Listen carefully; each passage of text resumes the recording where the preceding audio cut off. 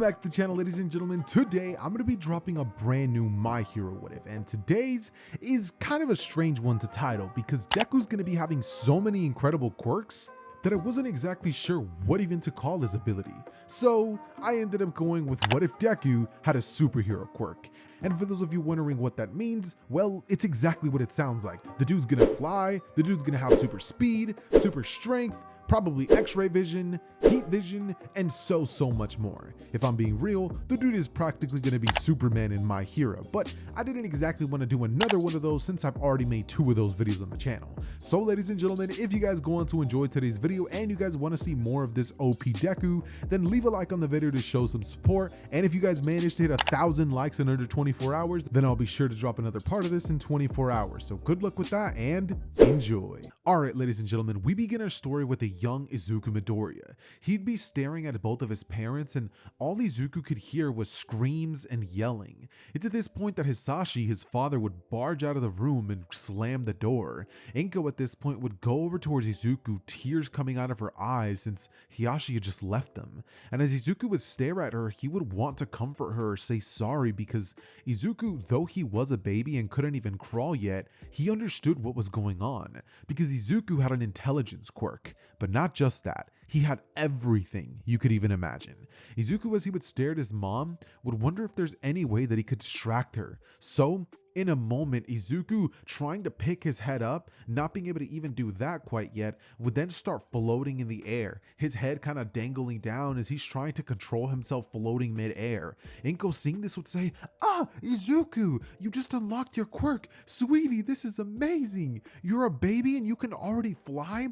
She would take the young Izuku with a smile, and as tears would continue pouring down her face, she would say, "I'm so proud of you, Izuku." Izuku in his mother's arms would have a smile, and he'd be like trying to hold at her face, but she's not letting him. But regardless, once she would find this out, she would kind of like set Izuku up with like a harness in case he ever like floats off in the house or something like that. But funny enough, it would never happen. Izuku never exactly just randomly willy-nilly used his quirk. So by the time that Izuku turned 1 year old and was able to crawl and actually float around a little bit whenever his mom wanted him to, just to show off to people, Izuku would do it, aware of what his mom wanted. She'd be like, "Come on, Izuku, go on. Show her your quirk, show her your quirk," and Izuku would start flying, you know what I mean? Or floating technically. But regardless, she would show off Izuku, and she, knowing that Izuku has some sort of flight or float quirk, would think of her son as the most special thing in her life. So as time would pass, Inko would love Izuku and take care of him, spoiling the kid rotten since he was the only thing that she now had.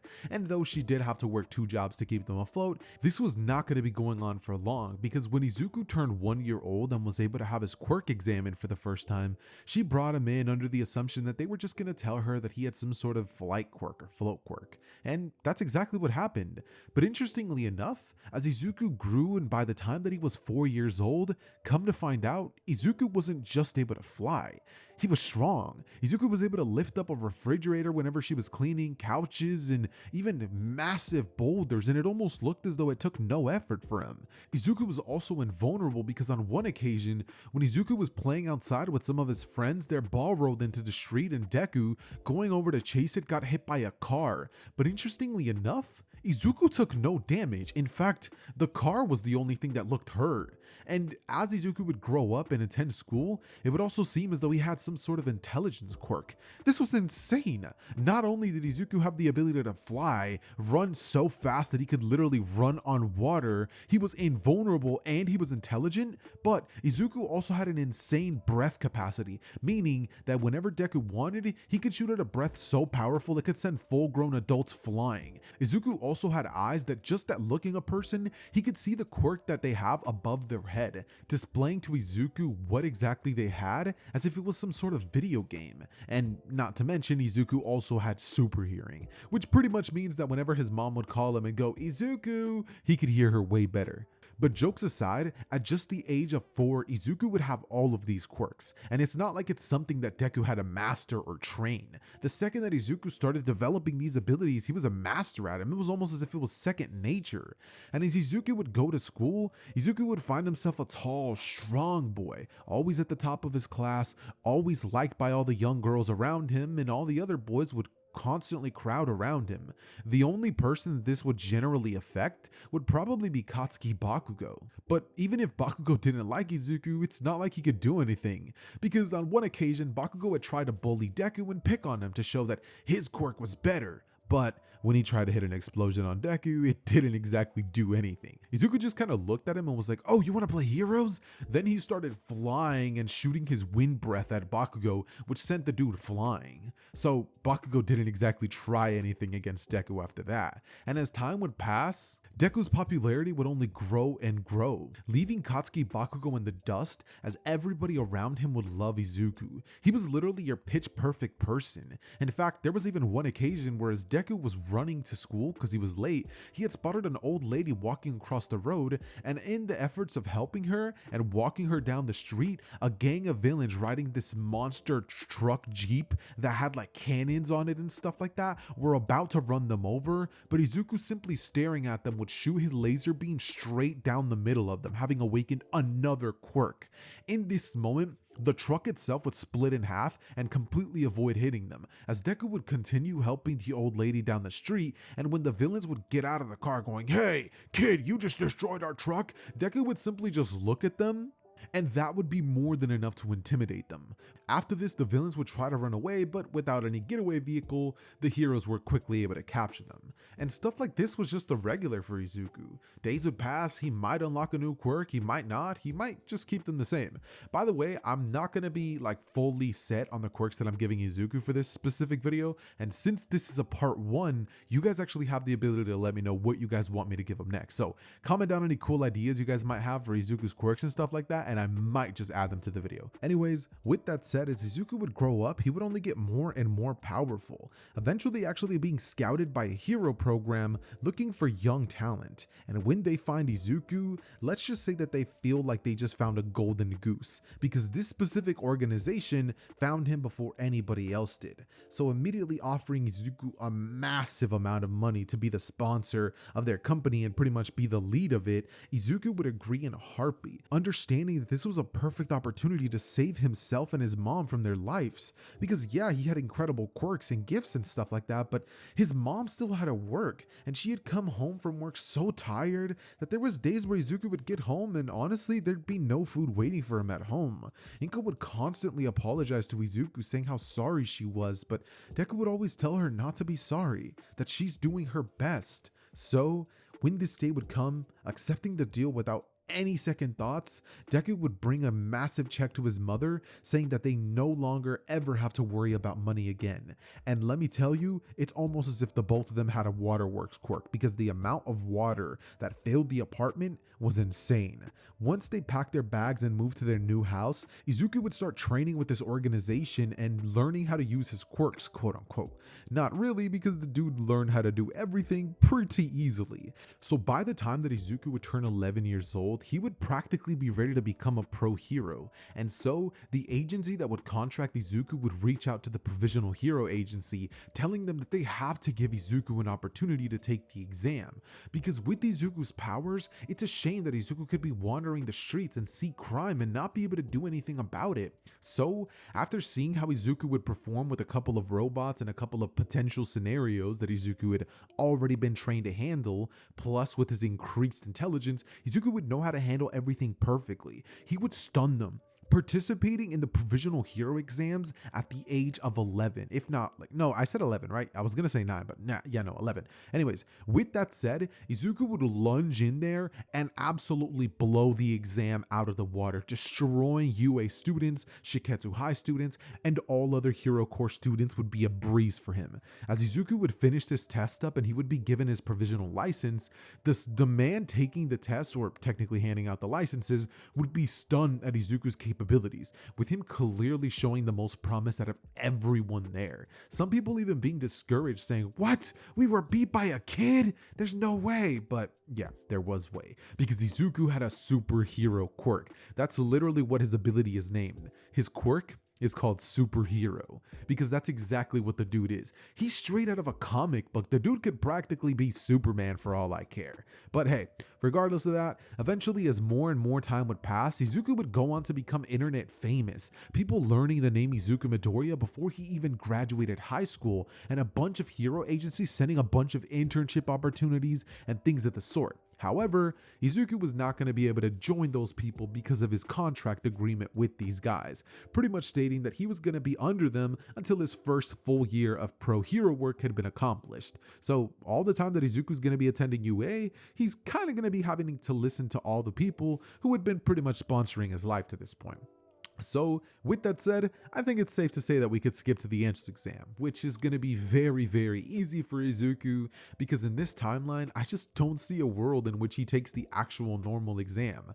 Because come on now, the dude would easily be recommended into UA High, and through taking the entrance exam via recommendations, the test would be so much different. So much so that because I'm honestly not too sure what exactly the test entailed, I'm kind of going to be skipping this section. But let's just say that Izuku gets the best marks in every single category in every test. So with that said, Izuku would be placed into class 1A, and Izuku's first day of class would finally come around. As Izuku would get his things ready, this is when Inko would give Izuku a card and a note. She would tell Izuku that she had wrote this for him when she had discovered that Izuku would have a flight quirk. And she pretty much tells Izuku that when she discovered that, she always knew he was gonna become a hero, because at the end of the day, she knew that by raising her boy right, and with superhuman society evolving as it did, he was most likely gonna dream about being a hero. So whether he wanted to become one or not, she was gonna support him with her life. So Izuku reading this note would have a tear come down his face, as he would thank his mother for this and all the support that she's given him over the years, but Inko would stop him, saying that he's been the one giving her support. Ever since Izuku grew up, Izuku has literally been the one that's been making the money.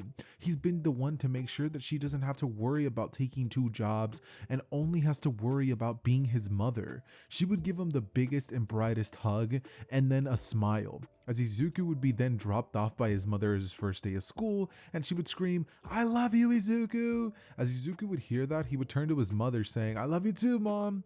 This is when Izuku would begin making his way into the classroom, and this is when the first person to notice him would actually be Nejire Hado, who seeing Izuku would say, "Oh, it's you, superhero boy." Izuku looking to Nejire would ask, "And who are you?" She would go on to explain that her name is Nejire Hado, and she's one of UA's big 3. She would then go on to explain to Izuku that she's seen all about him over the news and the coverage, and how there's a cool, incredible new student that's going to be attending UA, someone who's blown All Might's records out of the water.